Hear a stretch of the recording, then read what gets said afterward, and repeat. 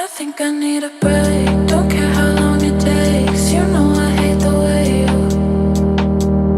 you make me feel so dark. You really broke my heart. You opened up my scar. Good morning. Hope everyone's doing well and keeping warm. I think it's about 20 degrees outside for us. But on to December's update. So we'll go with the one that I don't drive often, the CJ. The BHW engine is absolutely phenomenal. It is so smooth, it drives so well.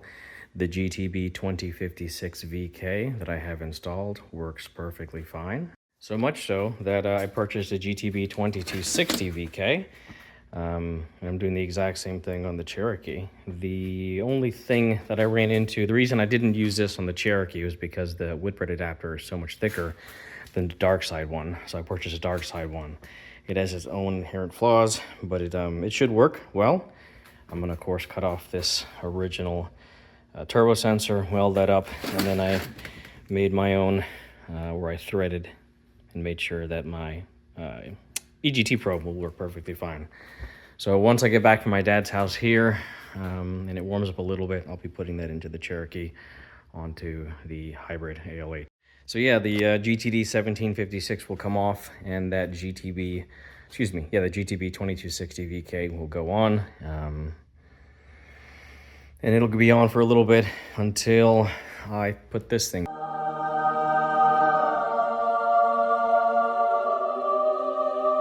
It does come with cracked rods, but I changed those out for max speeding.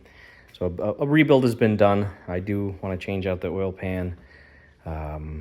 I also modified, I made it in machining class, a little plate, so I can, instead of, I use 3/8 pipe to build my branch out to be able to tie into everything. So yeah, this is basically done. It has some BHW injectors that I purchased from Nick. Thank you, Nick. I'm gonna see if the stock setup will work inside of the Cherokee. If it will not, then I'm going to buy the bracket that moves it up from TD Conversions up in Canada and kind of go from there. The AC adapters, you can get them from certain vendors. They're a lot more expensive from them. What I ended up doing was, and I forget which one it was, one of them had to be machined down, so I put it into my lathe and I held it from here. And I machined it down to what it needed to be, and it fits perfectly fine. Whether or not it works, I guess we will see. But this will, of course, require me to run a new line, a suction line from the manifold around and across, and then a new line from the discharge to the condenser up front. And then, yeah, I don't know when I'm gonna have the opportunity to do this. I am in school full-time for the next 4 semesters, so I guess we'll see. More than likely, I'm gonna eventually change out the injectors to something larger, push close to 300 base horsepower, and that should be more than enough to, I don't know, probably break something, but it should be fun.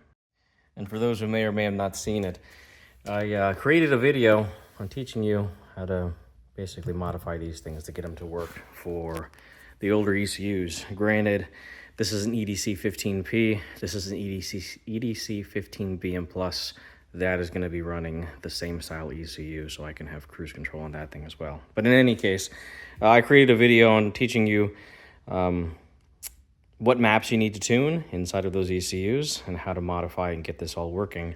The only time I'll release it, we're at, I think, 1,390 something subscribers. Goodness gracious, that took me a bit. So I want to get to 1,500 subscribers, and I'll, of course, release that video. At the same time, I'll continue to make more videos teaching you how to do the basic tuning on these ECUs, specifically the ALHs.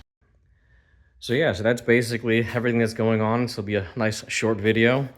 Hope everyone is enjoying their holiday season, staying warm. Hopefully Santa Claus brings you everything that you want. And best of luck in your swaps.